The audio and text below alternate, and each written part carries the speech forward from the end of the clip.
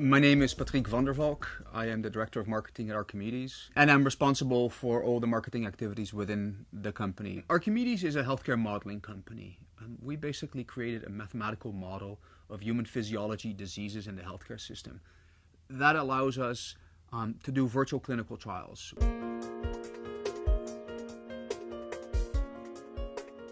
You have to be nimble. You can't have, oh, I'm an expert in this industry.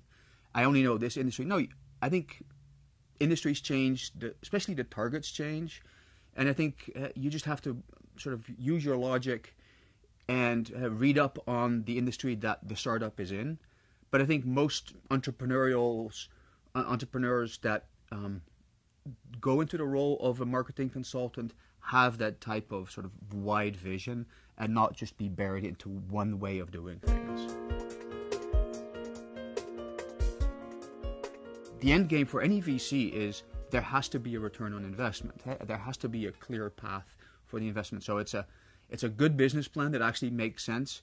And if you are in a startup that is new, cutting edge, it will be tough to convince a VC that there is money to be made.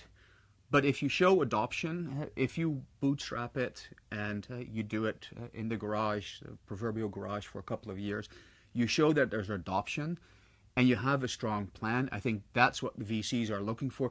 And then the VCs are looking for your team. I think one of the key things what VCs are looking for is this the right team? Are these people capable of doing what they say they can, and can they do it alone? I think VCs frequently say, we will help you.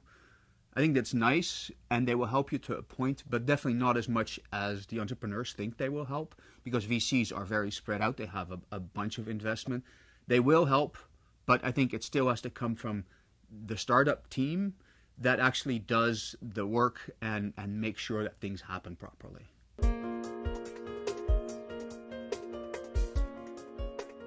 The difference between European and North American or American companies is fairly large.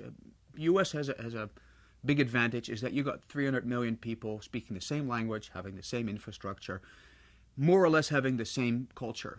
Europe, even though we have the EU, it's 20 different cultures. It's 20 different ways of doing business. And within Europe, each country has completely different rules.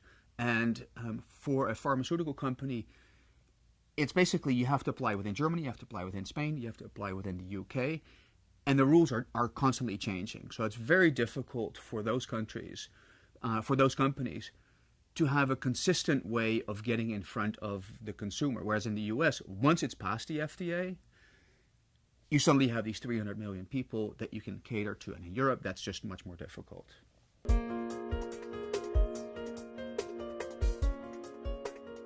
I think one of the greatest challenges for marketers today is the gluttony of information.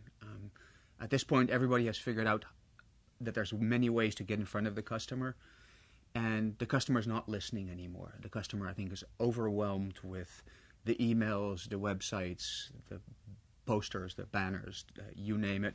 And I think one of the biggest challenges now is how do you create something that is of interest to the customer that you're trying to reach, and that it, in a way that it sticks out, that actually you get through to them.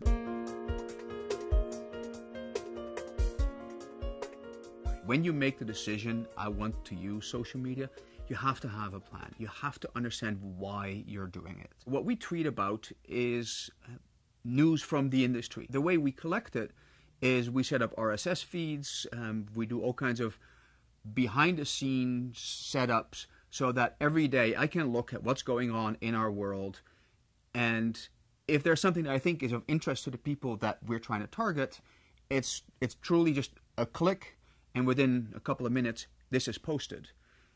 That makes it easy for us to use.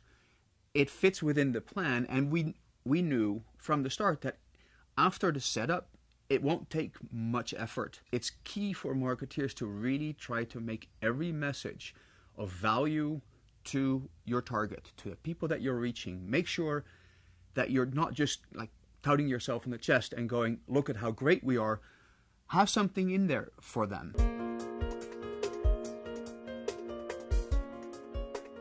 the greatest missed opportunity within medical marketing might be LinkedIn, right? And it's becoming sort of the Facebook for B2B.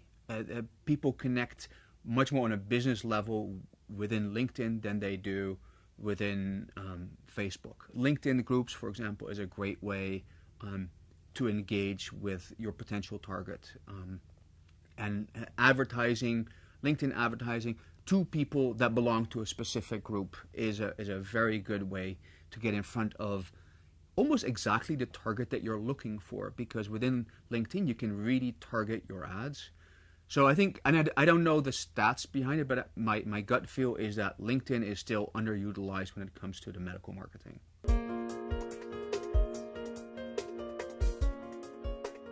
Email, although it's a great medium, it's also easy to ignore. And I think when you're at a trade show, people actually, they can come to your booth and have a conversation. I think the biggest problem with trade shows is, how do I get people to my booth? There's lots of people walking by, and you have to have something to make it interesting for them to say, hey, I want to talk to you. And then you can start that conversation, which is the conversation that you want to have whatever medium you're using, whether it is Twitter, whether it's your Facebook, whether it's LinkedIn, email. You want to have a conversation with somebody. So I think, yes, trade shows are definitely still a very viable way to go, depending on the industry that you're in.